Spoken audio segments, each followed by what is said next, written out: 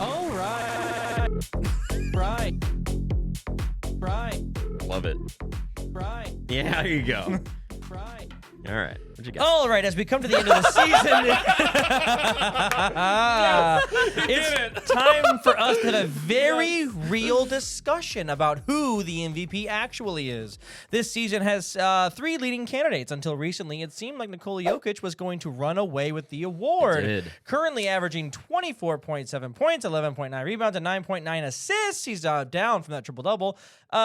He was leading the Nuggets to the first seed, still is. He was clearly in the lead, but then came the media with the onslaught of all things anti-statistical. And Joel Embiid has been thrust to the front of the conversation. His numbers are equally impressive this season.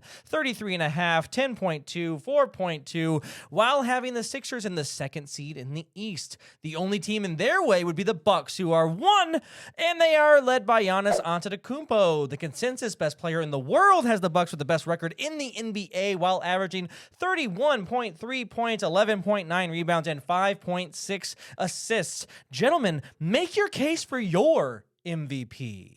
I'm not choosing Giannis Antetokounmpo. I'm choosing Joel Embiid. Oh. You guys like that pronunciation, by the way? Yes, I do. Thank you very much.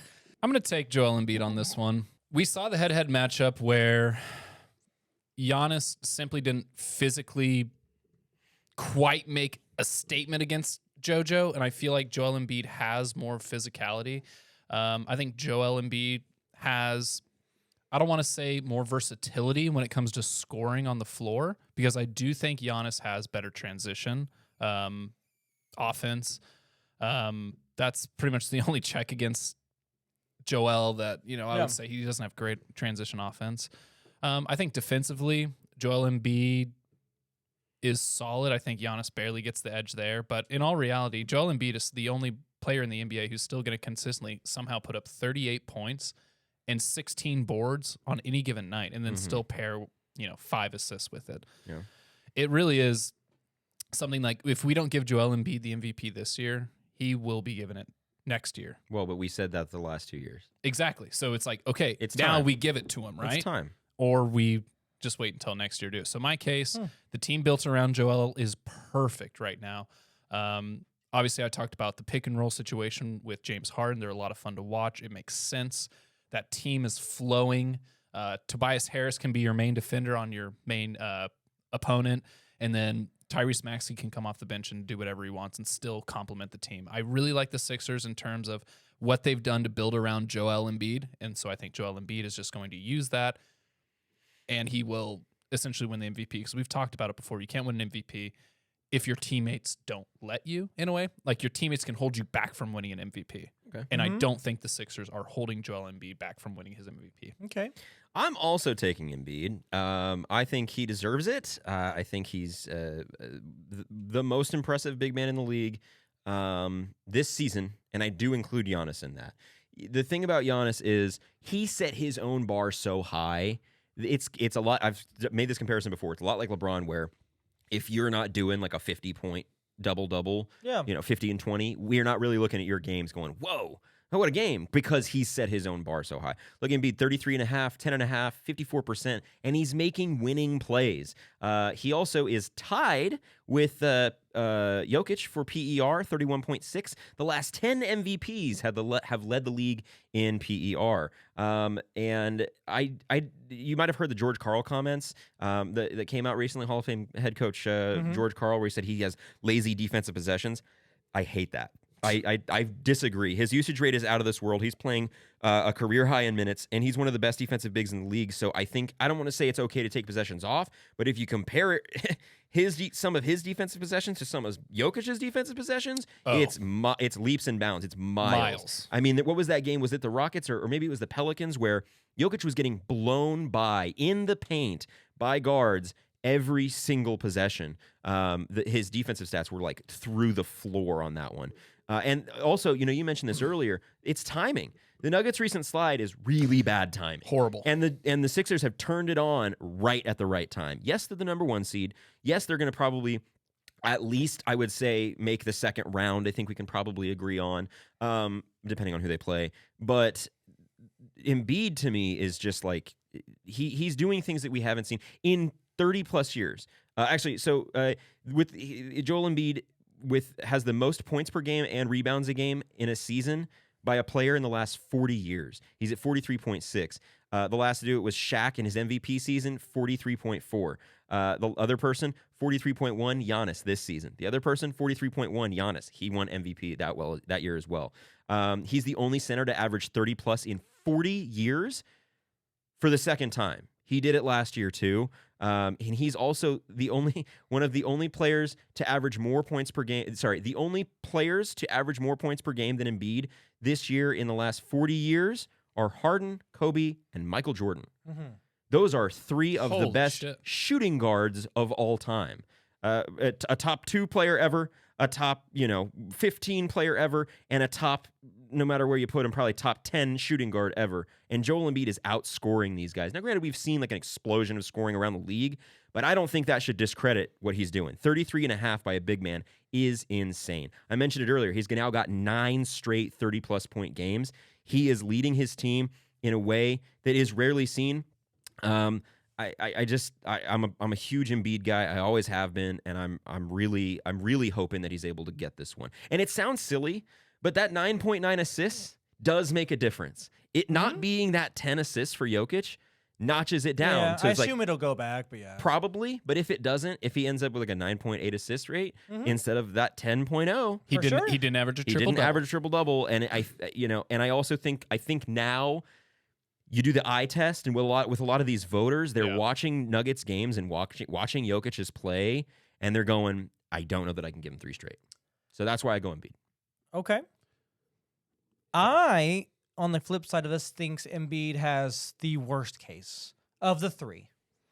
Strictly. It's got to be a good case, brother. Strictly. That's also assuming Jokic does the triple-double situation. Both the other players have their team in first place in their conferences, right? So they're leading to more winning, and neither one of them have the assist leader for the league. I agree. So a little part of that is your teammates do take away from you a little bit. I know we talked about the other players. I would also argue the supporting cast over there in Philly has more name recognition for sure, if you don't want to count production. But Jokic has the least name recognition and production from his teammates of the 3 of them. Yeah. Number 1. Number 2, I'm taking Giannis. I think Giannis, I said this at the beginning of the season, I said it now, he's the best player in the world on the best team in the world, and he's literally, he is what you want the best player in the world to be. He tries hard on every play. He's literally quoted, I have to outwork everybody because I'm not talented. Yeah, I'm doing all these things. I'm doing all this. He's averaging over 30. He's averaging as many rebounds a game as Jokic is, which is both more than Joel Embiid is, and Joel Embiid's bigger than both of them. So to me, I don't necessarily see the case for Joel Embiid against Giannis. You could make the argument for me against Jokic in the whole 3 in a row situation and the eye test situation, but the eye test to me is something that's way outdated because the eye test told so many people that Kobe Bryant's the 3rd best player ever. We've heard that argument so much, so I don't want to hear that. My thing is, with Giannis, he's leading his team to the best record in the league. He's doing exactly what they're supposed to be doing, and he does it on both ends of the floor, and he's not that far off of the facilitator that Jokic is when Joel Embiid falls off that cliff demonstrably. Yeah, I give comparatively. You that. Yeah, comparatively, of course. But Giannis does have his team in the number 1 seed, but you also mentioned that has the best team around him. I think we can. No, he is the best team because of him.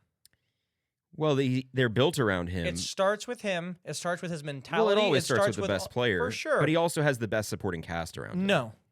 I literally, in my soliloquy, just said the best name recognition of name players. recognition, not just because. But like they're the James, better players. Because there's no James Harden on the Bucks. James Harden's a top 75 player. James Harden's better than Drew Holiday. James Harden's better than Chris Middleton. You said 2 weeks ago that Drew Holiday was a better player than James Harden. No. Yes, you did. Maybe.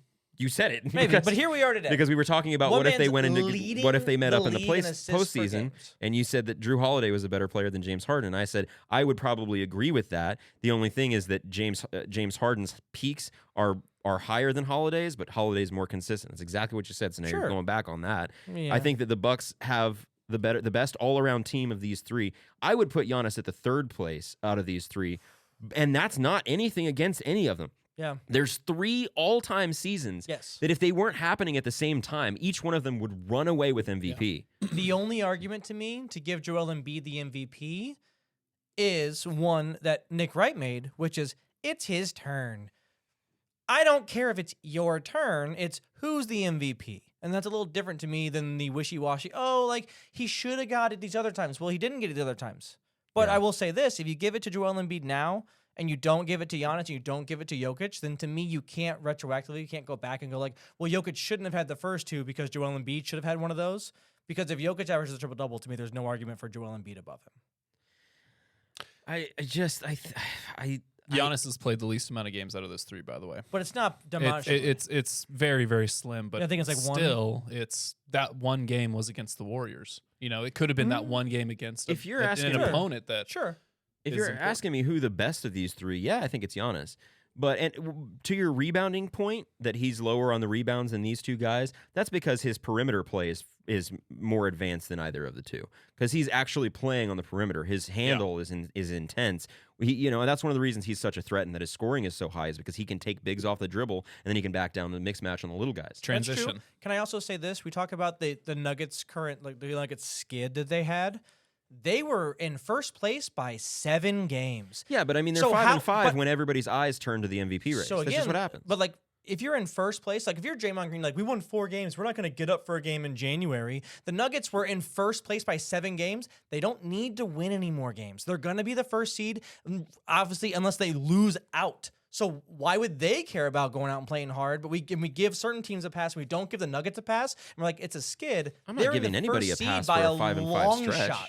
I'm not giving anybody a pass for They that. have been the best team in their conference all year by a margin. Let me just propose a hypothetical here. Okay.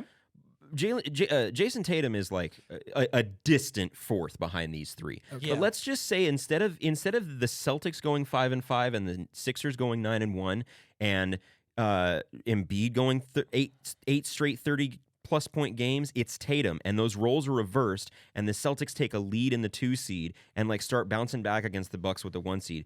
Things are vastly different. It's all about timing. It's all about storyline, and the voters look at this is when they look at the MVP race. That remember in 2020, right before the shutdown, LeBron had no case for MVP. Mm-hmm. And then he plays 3 games. He goes against the Bucks, the Clippers, and I forget the third team. But he goes for 35 in each one of those games. And that was the last game before the shutdown. And we're going, oh, LeBron's going to win MVP again.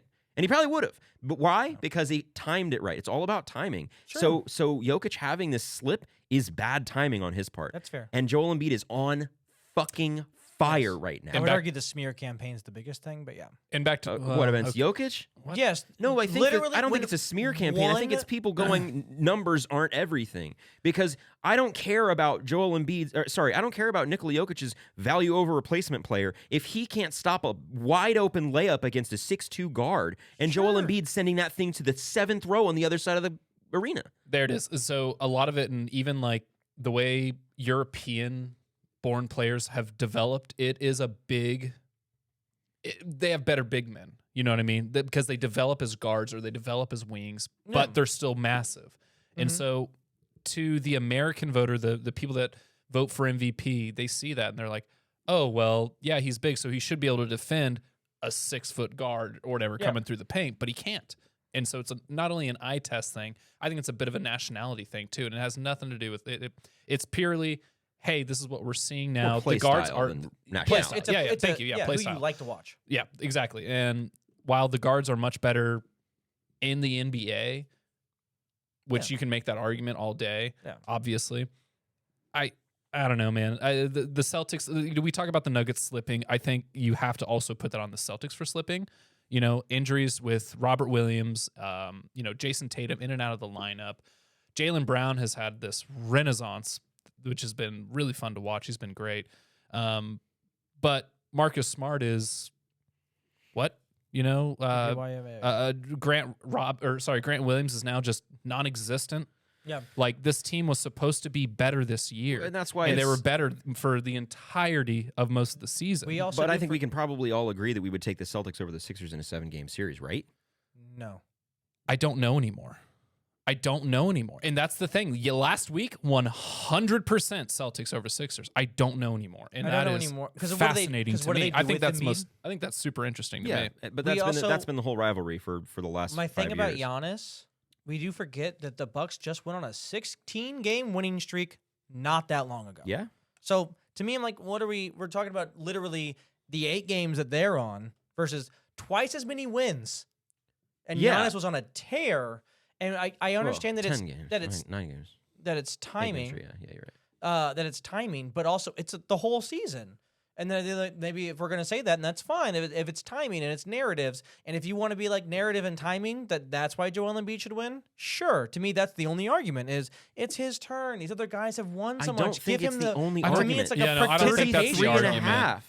The 33 and a half turn. points per game, and he's making winning plays. He has 3 game-winning shots in the last 10 seconds or less of games this year. I am not seeing that from Giannis, typically because his team's blowing the other team out, but that's not solely on him. He has the best team of the 3. If we're just talking individual performance, I think Embiid has the strongest case because 33 and a half and his defense is there. Giannis's defense is there as well, but I've said this before, I'll say it again, and he is an improved rim protector, but Giannis gets yammed on often. Yes. Why? Because, and I'm not saying that's a bad thing, but it's because he's contesting at the rim. Yeah. Joel Embiid is not getting clapped on like that as frequently. He's making those highlight blocks instead. Sure. We've So- also talked about how the league's just better, right? So Yes. everybody's scoring. Everybody's But doing I'm these saying things. my point was that Giannis is a elite help and rotation defender, and Embiid is elite at all facets of defense. So Yeah. let us know in the comments who you think wins MVP, and we will love to hear your input. Also, we're going to put a poll on the audio version. So if you're listening to this on Spotify, click on the poll to vote who you think is going to win MVP. Yo, I'm so and old. we will I didn't know we could do that. That's cool. It just started Hey! recently. Yeah, it just started recently. Cool. So.